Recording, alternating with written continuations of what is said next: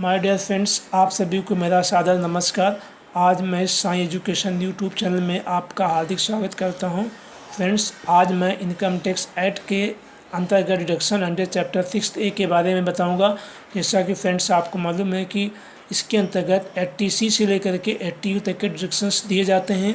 Friends, 80C, 80CCC और 80CCD1 इन तीनों में मिला करके कुल ₹1,50,000 तक का मैक्सिमम डिडक्शन दिया जा सकता है। और इसके अलावा जितने भी सेक्शंस चैप्टर 6A के अंतर्गत हैं उनके डिडक्शंस 1,50,000 के अलावा होते हैं, चाहे वो 80D मेडिक्लेम का हो या 80E हो या 80TTA हो। ऐसे कई डिडक्शंस हैं। तो फ्रेंड्स, आज मैं इन महत्वपूर्ण डिडक्शंस में से डिडक्शन अंडर सेक्शन 80TTA के बारे में और डिडक्शन अंडर सेक्शन 80TTB के बारे में आपको महत्वपूर्ण जानकारी दूंगा। फ्रेंड्स, 80TTA के अंतर्गत डिडक्शंस किसको मिलेंगे और कितना अमाउंट मिलेगा, इसके बारे में मैं आपको महत्वपूर्ण जानकारी दे रहा हूं। तो फ्रेंड्स, ये आपका deduction in respect of interest on saving account deposit in a banking company to which the banking regulation act 1949 applies, जिसमें आपका है including any bank or banking institution, जैसा कि उसमें सेक्शन में एक्ट में रिफर्ड है।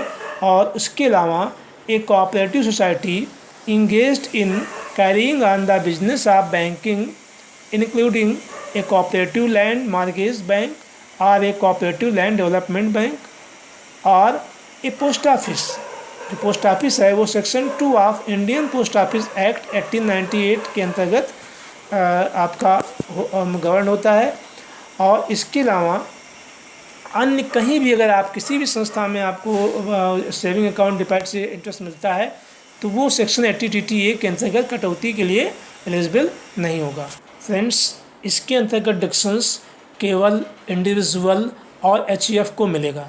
हाँ, इनमें वह इंडिविजुअल्स इसके अंतर्गत आएंगे जिनकी age during the previous year 60 वर्ष से कम रही हो, अर्थात वो नॉन सीनियर सिटीजन हों ड्यूरिंग द प्रीवियस ईयर।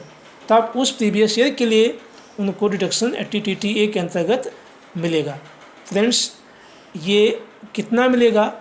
ये डिडक्शंस मैक्सिमम 10,000 रुपीज़ तक मिलेगा। फ्रेंड्स, ये रेजिडेंट और नॉन रेजिडेंट दोनों स्टेटस पर ये डिडक्शन अलाउ होता है। फ्रेंड्स, इसके लिए सर्वप्रथम आपके जितने बैंक्स में आपके सेविंग अकाउंट्स हैं उनका डिपॉजिट पे जो इंटरेस्ट है उसको टोटल करके अपने ITR में इनकम फ्रॉम अदर सोर्सेज के अंतर्गत दी गए टेबल में आप टोटल इंटरेस्ट वहाँ दिखा देंगे। और अंडर चैप्टर 6A के अंतर्गत 80TTA के बॉक्स में आप डिडक्शन मैक्सिमम 10,000 या जो आपका इंटरेस्ट आपने दिखाया हुआ है जो दोनों में कम हो, मतलब अगर आपने इंटरेस्ट 8,000 दिखाया हुआ है तो डिडक्शन आपको 8,000 ही मिलेगा। अगर आपने 12,000 दिखाया हुआ है, मतलब 10 से ज़्यादा दिखाया हुआ है, तो आपको मैक्सिमम डिडक्शन 10,000 रुपीज़ मिलेगा। फ्रेंड्स, 80TTA के अंतर्गत आप अपने टैक्स में 5% चूँकि मिनिमम स्लैब है और 30% मैक्सिमम स्लैब है तक आप टैक्स में बचत पा सकते हैं, अर्थात 500 रुपये से ले करके और आप 3,000 रुपये तक टैक्स रिबेट 80TTA के अंतर्गत पा सकते हैं, मतलब टैक्स में राहत आपको मिल सकती है।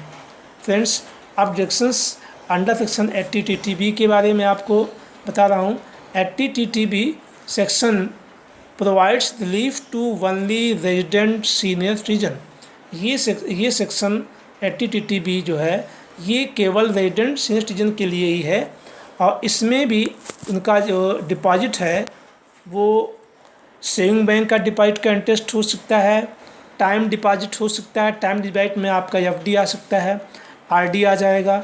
और जो भी इन तीनों संस्थाओं में जो 80TTA के अंतर्गत लागू हैं, जहाँ पे आप अकाउंट है वहाँ से कोई भी आपको ब्याज प्राप्त होता है सेविंग का, FD का, RD का, वो टोटल इंटरेस्ट में से आपको जो है मैक्सिमम 50,000 रुपीज़ तक का डिडक्शन सेक्शन 80TTB के अंतर्गत अलाउ होगा। फ्रेंड्स, धारा 80TTB के अंतर्गत मिलने वाले डिडक्शन में ₹50,000 तक कोई TDS नहीं होता है। पहले ये लिमिट 10,000 थी, परंतु अब ये लिमिट 50,000 कर दी गई है।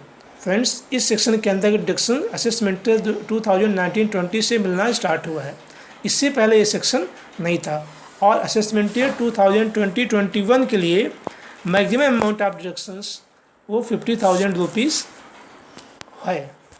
फ्रेंड्स, रेजिडेंट सिटीजन्स को भी अपना ITR फाइल करते समय अपने टोटल इंटरेस्ट को इनकम फ्रॉम अदर सोर्सेज के अंतर्गत दिए गए टेबल में दिखाना होगा और डिडक्शन अंडर चैप्टर 6A के अंतर्गत सेक्शन 80TTB में मैक्सिमम 50,000 तक का डिडक्शंस उनको क्लेम करना है और इस करने के बाद में उनको डिडक्शन ये अलाउ होगा। इसमें भी वही है, अगर आपका अमाउंट ऑफ इंटरेस्ट जो है वो 50,000 से कम है तो जितना अमाउंट ऑफ इंटरेस्ट आपने अपने ITR में दिखाया है उतना ही आपको मिलेगा।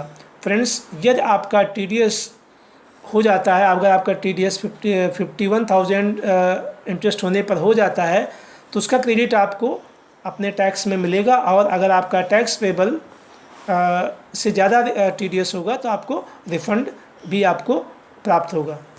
फ्रेंड्स, टैक्स स्लैब के आधार पर इसमें भी आपको मैक्सिमम टैक्स में बचत, जैसा 50,000 तक चूँकि एग्जम्प्ट किया गया है, तो अगर आपका टैक्स आपकी जो टैक्स स्लैब है मतलब आपके इनकम के ऊपर अगर 30% की अप्लाई होती है तो आप मैक्सिमम 15,000 तक का आप टैक्स बचत इस सेक्शन में अपना क्लेम करके पा सकते हैं।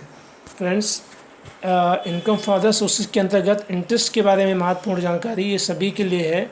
अगर आपका इंटरेस्ट NSC से है या किसान विकास पत्र से है तो ये इंटरेस्ट पूर्ण रूप से टैक्सेबल होता है और इस पर कोई भी डिडक्शंस आपको 80TTA का और 80TTB का नहीं मिलेगा।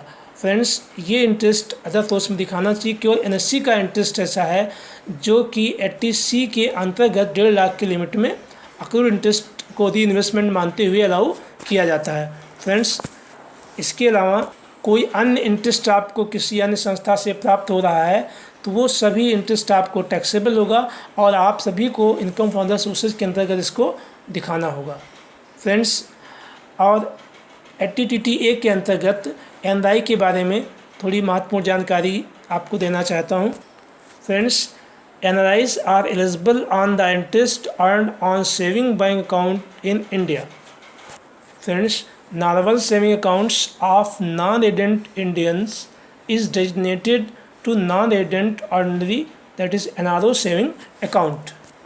Friend, deduction under section 80TTA is allowed to NRO saving account. Friends, इस प्रकार हम कह सकते हैं कि HEF भी जो है may be resident or non-resident. Deduction under 80TTA is allowed to resident and non-resident both. Friends, as per section 10(4) second of Income Tax Act, interest income earned in NRE account is exempt from tax if account holder is treated as a person resident outside India, अर्थात NRI। Friends, आज इस audio में जो हमने income from other source के अंतर्गत interest को कैसे दिखाना है और धारा 80TTA और 80TTB के अंतर्गत डिडक्शंस कैसे क्लेम करना है और उसको अपने ITR में कैसे शो करना है, इसके बारे में महत्वपूर्ण जानकारी देने का प्रयास किया है और इसके अंतर्गत हो सकता है कहीं रिपीटिशन भी हो गया हो। तो फ्रेंड्स, इस जानकारी को ध्यान रखते हुए अपना ITR फाइल करिए और आप सभी स्वयं का अपने परिवार का ख्याल रखिए। आगे के ऑडियो में फिर आपको महत्वपूर्ण जानकारी के साथ उपस्थित होगा। तब तक के लिए फ्रेंड्स, बहुत बहुत धन्यवाद। Thank you very much.